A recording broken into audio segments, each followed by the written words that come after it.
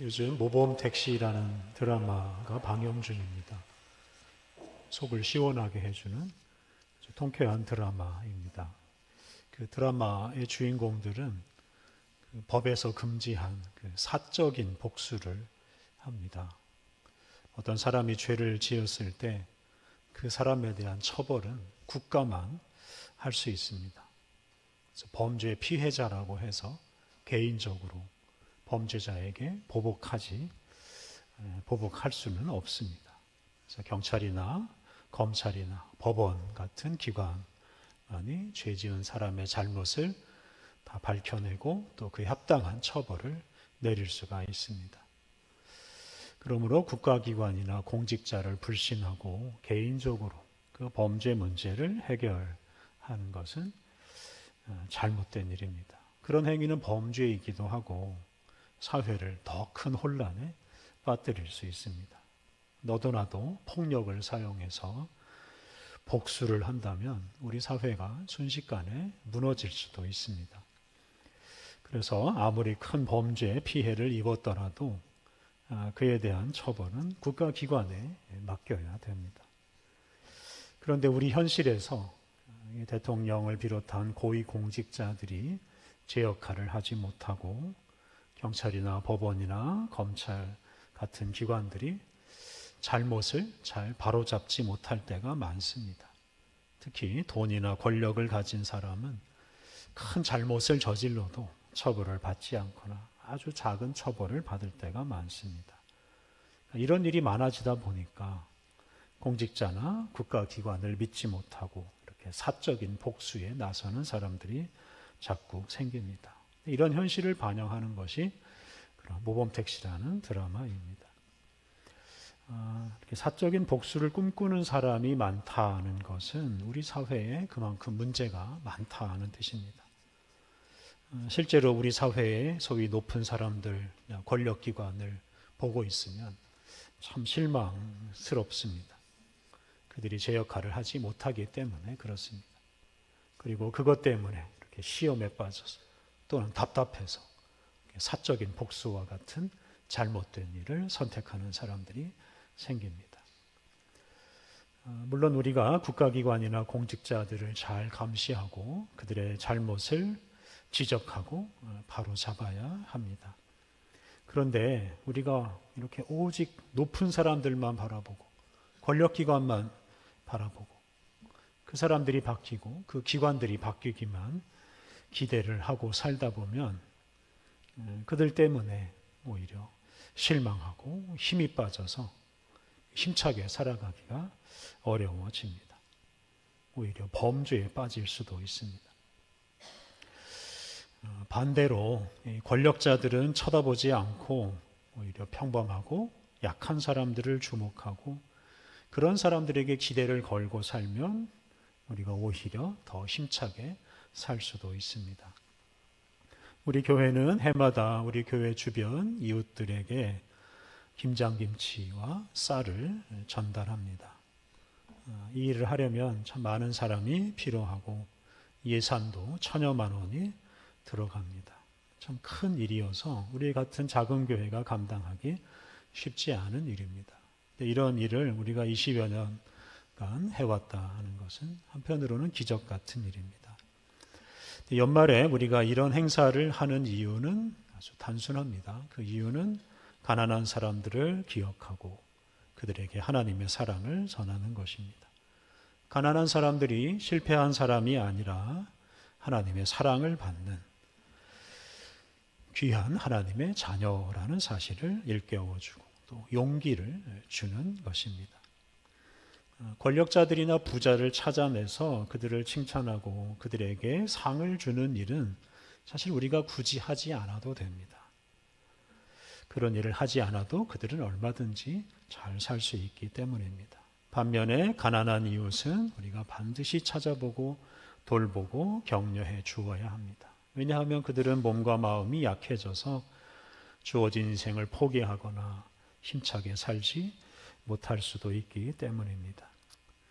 특히 우리가 가난한 이들을 돌보고 도와줌으로써 그들이 조금이라도 용기를 내서 좀 더 힘차게 살아간다면 우리는 그 모습을 보고 우리도 힘을 얻을 수가 있습니다. 이렇게 권력자들을 바라보며 살기보다는 가난한 이웃을 돌아보며 살 때 우리가 좀 더 즐겁고 힘차게 살아갈 수가 있습니다. 오늘 우리가 봉독한 신약의 말씀에는 높은 사람들만 쳐다보다가 의기소침해진 세례 요한의 이야기가 나옵니다. 오늘 본문에서 예수님은 우리에게 권력자들만 쳐다보며 살지 말라고 권면해 주십니다. 오늘 봉독한 마태복음 11장 2절 이하 말씀은 감옥에 갇힌 세례 요한이 자기 제자들을 예수님에게 보내서 질문하고 예수님은 그 질문에 대답하는 이야기입니다. 우리가 먼저 주목할 것은 세례 요한의 질문입니다. 요한의 질문은 오늘 본문 2절과 3절에 나옵니다. 2절과 3절 말씀 제가 다시 봉독하겠습니다. 요한이 옥에서 그리스도께서 하신 일을 듣고 제자들을 보내어 예수께 여짜오되 오실 그이가 당신이오니이까 우리가 다른 일을 기다리오리이까. 오늘 본문에 나오는 요한은 예수님에게 세례를 베푼 세례 요한입니다. 이 당시 세례 요한은 갈릴리 지역을 다스리는 왕 헤롯 안티파스라는 사람의 죄를 지적하고 책망하다가 감옥에 gat히고 말았습니다. 이 헤롯 안티파스라는 왕은 자기 동생 빌립이라는 사람의 아내인 헤로디아를 억지로 빼앗아서 자기 아내로 삼았습니다. 아무리 왕이라 하더라도 동생의 아내를 빼앗는 참 이런 못된 짓을 했으니 책망을 받아 마땅합니다. 그런데 책망을 받은 헤롯 안티파스는 반성도 회개도 하지 않고 오히려 세례 요한을 붙잡아다가 감옥에 가둡니다. 그리고 나중에는 이 세례 요한을 죽입니다. 그 죽이는 이야기는 마태복음 14장에 나옵니다.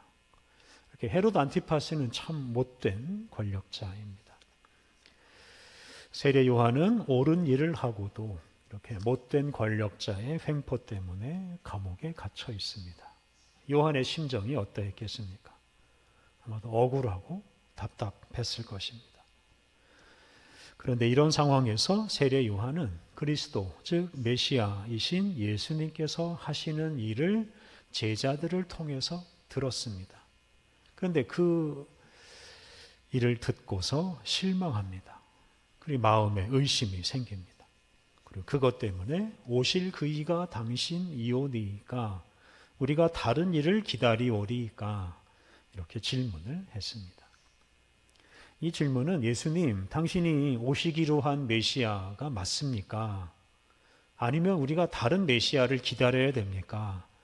라는 뜻입니다. 그러니까 이 질문은 예수님이 그리스도가 아닐 수도 있다, 메시아가 아닐 수도 있다라고 의심하는 말씀입니다. 세례 요한이 이렇게 의심한 이유가 무엇입니까? 예수님이 하신 일을 그의 제자들에게 전해 듣고서 그 일 때문에 예수님이 하신 일 때문에 실망했기 때문입니다. 당시 예수님께서 하신 일은 세례 요한이 기대하던 일이 아니었습니다. 마태복음 3장을 보면 세례 요한은 그리스도 메시아가 오시면 그가 아주 무서운 심판을 하시고 회개하지 않는 그런 악한 사람들은 다 불에 던져 심판할 것이라고 말했습니다. 세례 요한은 메시아가 오셔서 정의로운 심판을 하시는데 알곡 같은 사람들은 구원하시고 쭉정이 같은 사람은 불에 던져 심판할 것이라고 말했습니다. 특히 위선적인 종교 지도자들, 악한 로마의 통치자들, 그리고 그것에 기생하는 헤롯 같은 악한 권력자들을 다 몰아내시고 그런 악의 세력을 다 일소하기를 기대하였습니다. 그리고 이렇게 세례 요한처럼 억울하게 감옥살이 하고 있는 사람들을 구원해 주기를 기대했습니다. 그런데 실망스럽게도 세례 요한이 기대하는 일이 일어나질 않았습니다. 메시아가 오셨는데도 헤롯 안티파스 같은 악한 왕이 여전히 자리를 지키고 있고 세례 요한은 억울한 옥살이를 계속하고 있습니다. 메시아가 오셔서 활동을 시작하셨는데 세상이 바뀌는 게 별로 없습니다. 로마 총독이나 헤롯 같은 권력자들이 여전히 이스라엘 민족을 괴롭힙니다. 바로 이런 현실 때문에 세례 요한이나 그의 제자들이 크게 실망한 것입니다. 세례 요한은 주로 권력자들을 주목하면서 그들에게 아무런 변화가 일어나지 않는 것을 보고 예수님을 의심하고 예수님이 그들이 기대하던 또 기다리던 메시아가 아닐 수도 있다고 의심하고 그러면서 다른 메시아를 기다려야 하느냐고 질문한 것입니다. 이런 세례 요한의 질문에 예수님께서 대답하시는데요. 이것이 오늘 우리가 두 번째로 묵상할 주제입니다. 여기서 우리가 진정으로 주목해야 할 대상은 누구인지를 알 수 있습니다. 세례 요한의 질문에 대한 예수님의 대답은 4절부터 6절에 나오는데요. 4절과 5절 말씀 제가 다시 읽겠습니다. 예수께서 대답하여 이르시되 너희는 가서 듣고 보는 것을 요한에게 알리되 맹인이 보며 못 걷는 사람이 걸으며 나병 환자가 깨끗함을 받으며 못 듣는 자가 들으며 죽은 자가 살아나며 가난한 자에게 복음이 전파된다 하라. 예수님은 세례 요한에게 그 질문에 대해서 당신이 세례 요한이 기다리던 메시아가 맞다 또는 아니다 이렇게 직접적인 대답은 하지 않으십니다. 대신에 맹인이 보고 못 걷는 사람이 걷고 나병 환자가 깨끗하게 되고 못 듣는 사람이 듣고 죽은 자가 살아나고 가난한 자에게 복음이 전파된다 이런 사실을 세례 요한에게 알려주라고 대답하셨습니다. 이 대답에서 예수님은 권력자들 대신에 맹인, 못 걷는 사람, 나병 환자, 못 듣는 자, 죽은 자, 가난한 자를 언급하셨습니다. 여기서 예수님께서 언급하신 사람들이 바로 우리가 주목해야 할 사람들이고 우리가 바라보아야 할 사람들입니다. 예수님은 세례 요한에게 세례를 받으신 다음에 메시아 또는 그리스도로서 본격적인 활동을 시작하셨습니다. 그런데 예수님께서는 당시 이스라엘 민족의 삶의 중심인 예루살렘이 아니라 변방인 갈릴리 지방에서 주로 활동하셨습니다.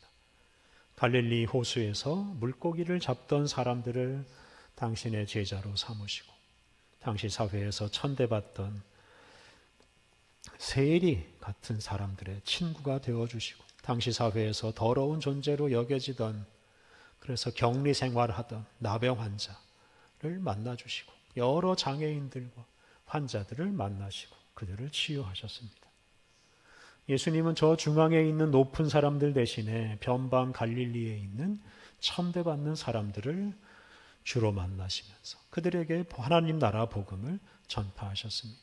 그들의 죄를 용서하시고 그들은 하나님의 자녀요 하나님 나라 백성이라고 선언하셨습니다. 그렇게 하심으로 그들이 하나님의 자녀로서 하나님 나라 백성으로서 당당하게 살게 하셨습니다. 예수님이 바로 이런 사실을 강조하시면서 약한 사람이 강해지고 죽은 사람이 살아나고 죄인이 의인이 되는 일을 주목하라고 하신 것입니다. 이것이 바로 메시아이신 예수님이 하시는 일이기 때문입니다. 앞서 말씀드린 대로 세례 요한은 예수님이 소위 높은 사람들을 상대하시면서 그들을 책망하고 그들을 자리에서 끌어내리고 심판하시기를 기대했습니다. 하지만 예수님은 높은 사람들은 상대하지 않으시고 반대로 평범한 사람들, 천대받는 사람들, 죄인들을 만나시고 그들을 치유해 주시고 높여 주시고 그들로 하여금 하나님 나라 백성으로 살아가게 하셨습니다. 예수님은 세례 요한이 바로 이런 일을 주목하기를 바라셨습니다. 이렇게 예수님은 당신의 대답으로 우리가 어떤 사람을 주목해야 하는지를 분명하게 알려주셨습니다.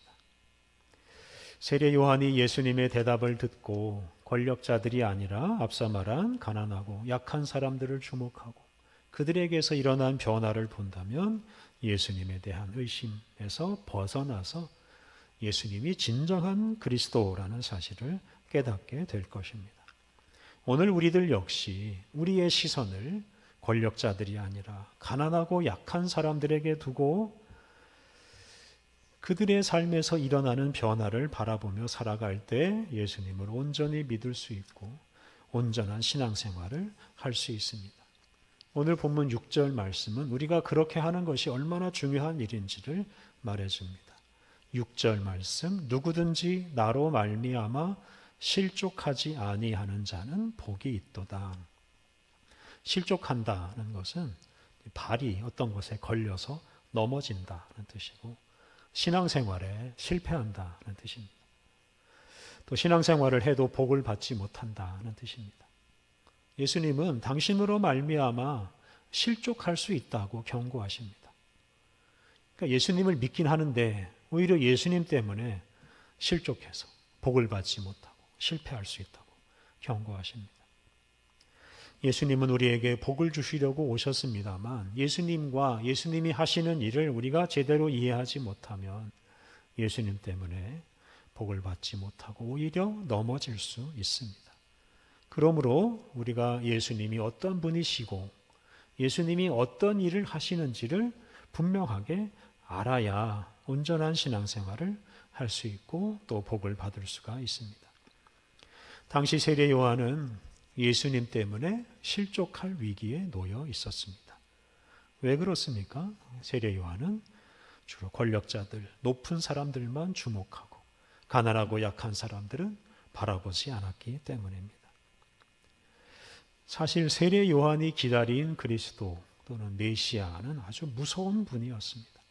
불같은 심판을 하시는 분이었습니다. 권력과 무력을 사용해서 단번에 세상을 뒤집어 놓는 분이었습니다. 그런데 세상에 오신 그리스도 예수님은 그런 분이 아니었습니다. 예수님은 권력자를 상대하지 않으시고 그들을 상대로 무서운 심판을 하지도 않으시고 반면에 평범하고 연약한 사람들을 만나셔서 그들의 죄를 용서하시고 그들에게 자비를 베풀어 주셨습니다. 예수님은 무서운 심판을 하신 게 아니라 따뜻한 용서를 베풀어 주셨습니다. 죄인들을 불에 집어넣는 대신에 하나님 나라로 초대하시고 하나님 나라 백성으로 살게 하셨습니다. 그런데 이런 일들이 저 높은 사람들이나 권력자들 가운데서 일어나지 않고 그들보다 먼저 가난하고 약한 사람들 가운데서 일어났습니다.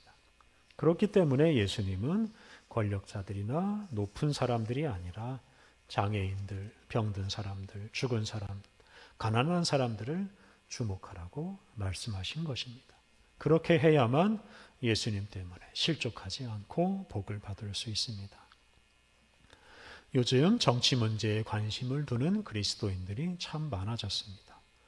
과거에는 주로 진보적인 그리스도인들이 정치 현장에 많이 뛰어들었습니다만 요즘은 보수적인 그리스도인들이 훨씬 더 많이 정치 현장에 나서는 것 같습니다. 그리스도인들이 사회를 변화시키기 위해서 정치 문제에 뛰어드는 것은 꼭 필요한 일이고 의무라고 할 수도 있습니다.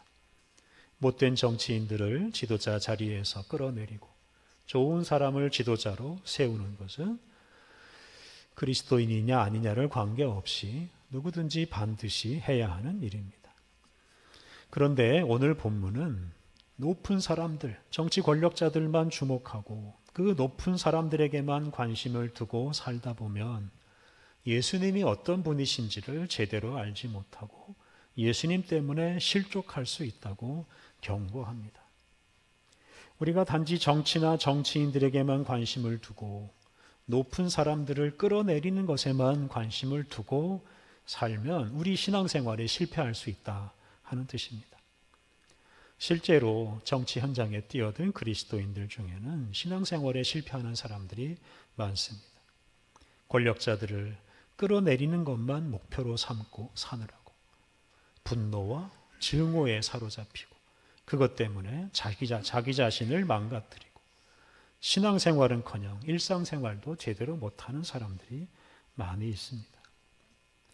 우리가 잘 아는 것처럼 예수님은 세상에 오셔서 정치인들이나 권력자들을 만나지 않으셨습니다.